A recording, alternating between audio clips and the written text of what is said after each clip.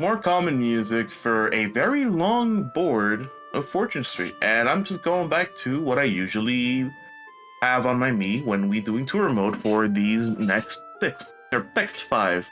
I think for Ultra Zappy, the final one, I might do something else. So welcome back to more Fortune Street. We're going to be doing Alefgard, the first board of the special tour. Not bad on the previous board. I actually am very happy. I single-handedly found my way to secure second for myself, especially with like Bowser, Hog, and all the stores and all the stocks during the time. So that was fun. Alefgard of 25,000 target amount. 1 bankruptcy, 1 and second.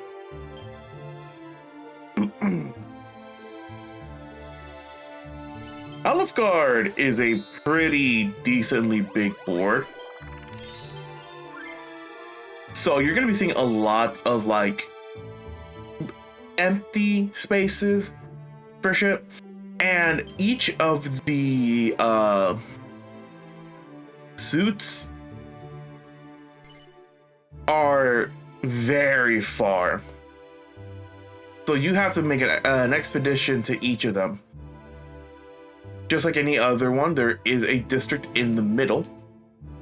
Good old K district. And the only way you can get to these districts are from the teleporters, one near the club and one near the diamond. Any others, one is not that bad. But as I said, each of the suits are a treks away, meaning you have to actually decide if it's good to go towards a specific like area first and foremost, and then jump on that. You decide when to go, and you decide when you want to stay. And this board is really going to show you that. Planning for when you're shopped and like planning upgrades, planning stocks, planning all that. And this board is very down with its forefront. There's not much else you can do in this board because people are going to be doing 2 laps around the board. 1 for the suits and 1 for the level up. This board also has a stockbroker square near the bottom of the board, which is fine. You can use that to actually gain the stocks you want if you have enough money for it. And legitimately, this is just like one of the few boards that the size really does affect how long this board will take. Robin Hood Ruins almost took me 2 hours to complete, and I was like 20,000 on a good attempt. And that's like 20,000 to work with. And that was fun to see. Alefgard, on the other hand, is going to be single-handedly, I think, in my opinion, longer. Though I do think Colossus and Altered Abbey, the last 2 boards, are going to be longer, in my opinion. Alefgard is not something to sneeze at for just genuinely how big it is, how much open air there is. And if anything, just figuring out where to go. It'd be cool if this board had vacant plots to work with, so you can actually like use it to your advantage. No, it's I think there's only 1 vacant plot, if anything, but I think there's just no vacant plots in this in this area, which is astounding. That they would go this long without one. I am technically fine with that because it makes it much easier and much more manageable to roll with, but Jesus Christ, dude. There can be so much you can take from that. 5 puts me on to 50. Do I buy that? Not worth it now. I want to get it so bad, but it's early game and I only have 2,500 to work with. Taking out the 700 would literally put me at 1,300. Wow, I really should have taken it then. Thanks, fucking game. I don't go for expensive shops that often. The one in Peach's Castle was different because it was there and it was like still the beginning of the game, so I could afford it. I didn't want to do that. I didn't want to do this one because I'd rather keep my money intact. With a board this big, I'd rather have my money with me and not against me. Anyway, fucking beautiful 7. Not much else to say on that front. Really nothing else to say about this board. It's that you're just gonna be seeing how long it is, and I do know for a fact that it's one of those boards that it's much better to play with friends. Since everything's gonna be bigger and better and badder, and I'm gonna roll it too. I'll take it then, the florist. So I said I would just rather just stick to the. If anything, going back to what I said in the beginning, I'm probably gonna be sticking with what I usually wear for Fortress Street. So it would be just the hoodie colored in red, and the actions of just like on alert, checking a ball, and and running like a plane, or being a plane for running. But I usually swap out what my victory pose is. So right now it's just being a like doing a super jump like Mario. This is gonna be a fun time. But it's gonna show me that I need to work more on my commentary skills instead of looking at the board all day. Or my phone, which is right in front of me. So that's gonna be a fun scenario to work with. If anything, having H's and 8s be this big of a factor is amazing. No, I'm not buying any stocks. Would love to, but this early on, I don't have a foothold for... Yeah, it's like a foothold for stocks. If anything, our opponents today's are Dragon Lord, Angelo, and Birdo for some reason. Wow. So basically for Dragon Lord, this is like the only time, or this is like the only board you can get Dragon Lord in if you don't have him unlocked. He's the second unlockable character for the Dragon Quest side, but the third S rank unit or S rank character in the game. So do be mindful, and you'd be expecting like the next one or like middle of the way to get the final S rank like the final S rank character, but no, you get that at the final board of the game, which I find very funny. Kind of cool, but very funny. So that's a fun scenario to work with, and if anything, it took me a while to get that final character because of the amount of bullshit I had to deal with Fortress Street to get that. And I know for a fact, one of the things that I used to do, at least for like the final board of the game, to like guarantee me winning, is safe scumming. In this game, you can actually safe scum.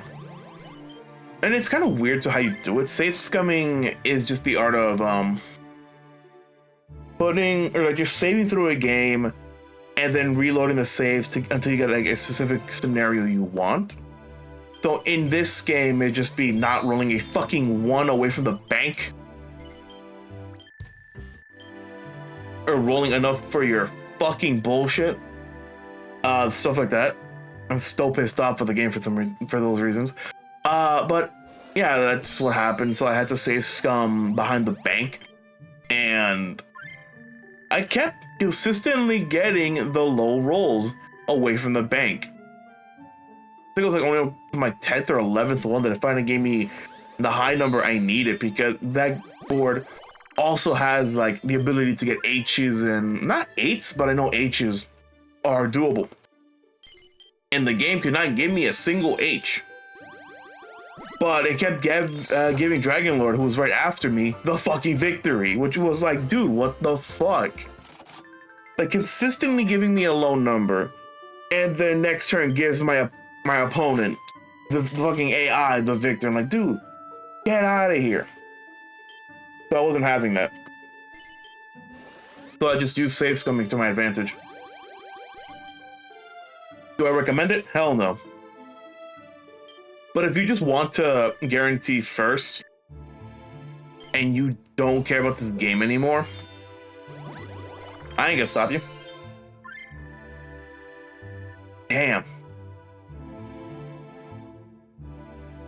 That is gonna be something. So not much else to say on this front. It's just gonna be the board of a lifetime. Finally took a 310. Well, I finally have a 2-in-1 I can start working on. Should probably expand more after I level up. But having 2-in-1 is not that bad, especially with an Angelo here. No, just say. One other thing that's just been going around with Fortress Street is that one of the other costumes I have for this game is the Dragon Lord attire, which if I didn't care about it, I think if anything I might use it for the second to last board of the game, Colossus, because well, it's fun. Because I know for All Traits Abbey I have a specific suit or specific costume. I say suit because it's fucking cool like that. A specific costume I want to use for that I actually bought, I think during the second or third board of recording. So yeah, 420 or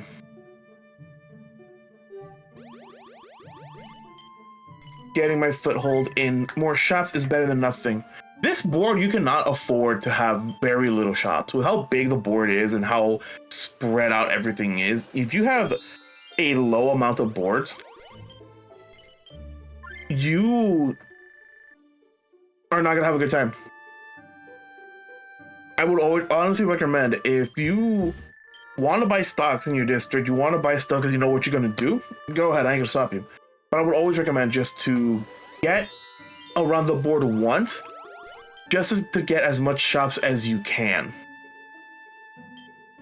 Because there's nothing worse than getting all the shops or getting all the suits you need, leveling up the most, and not having any place to upgrade to emphasize your lead. I do know for a fact the middle one is a very hard one to not invest in, but a harder one to just keep in, since it's all about just trying to level up, trying to make the middle one a better place for you to be on. Put them stocks in there because it's good.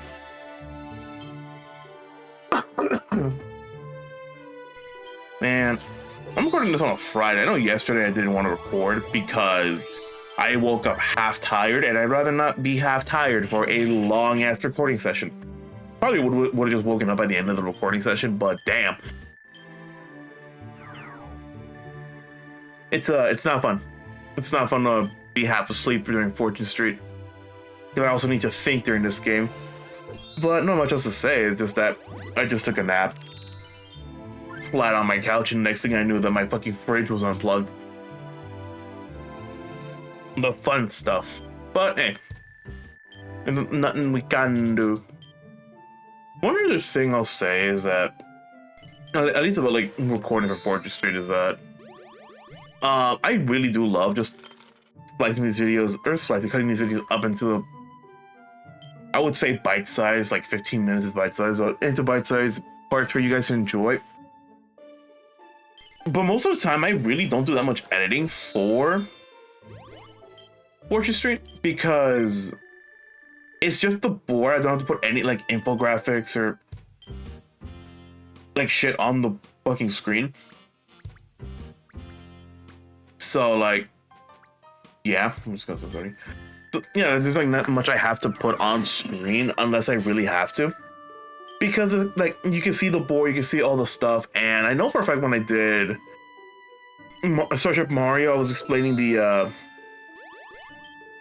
when I was playing Starship Mario, I was explaining the vacant plots, but I didn't get through all of them because one, my mind was gone, and two, I wanted to put like most of the stuff for the vacant plots, but the next board had it, so it was just easier to sit down and go through it. That the trick getting upgraded immediately is gonna be a problem, but yay, me and Berto up by 10%, huh? Woo! So yeah, that also increases stocks there, and one more, right? Yeah. Ooh, District A. Man, I feel bad for District A though, because it's such on the way to the bank. You can get it all and start upgrading on there, but it's like most of the time people are not gonna land on it because it's only 2 at the bottom. Where I can see more people landing on the 2 districts above it towards the Heart and Spade respectively.